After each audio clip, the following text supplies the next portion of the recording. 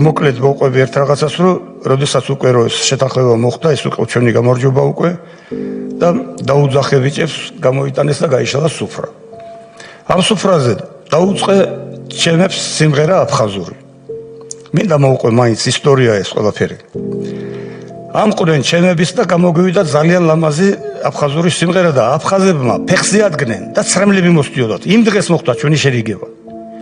იმ დღის მერე აფხაზებს ჩვენს წინააღმდეგ ნაბიჯი არ გადაუდგიათ. მხოლოდ და მხოლოდ ის იყო, რომ სპეცსამსახურები, აფხაზების სპეცსამსახურები ჩვენი სპეცსამსახურებში, რა თქმა უნდა, ჩანერგილი ხალხი იქაც და აქაც და ასევე რუსეთის სპეცსამსახურები თუ რაღაცას მოგვიწყობდნენ, კანტიკ უნდათ ხანსად, თორე არასოდეს მაგათგან არ გვიგზნია რამე ისა. ამოდიოდნენ შეხვედრაზე, ამოქონდათ პურმარილი თვითონ ჩვენ ვახვედრებით და მთელი ეს წლები აფხაზებსა და ქართველებს შორის იყო მხოლოდ და მხოლოდ ტკბილი საუბარი და ნორმალური ურთიერთობა, რასაც ვერ იტანდნენ თბილისში რატომღაც.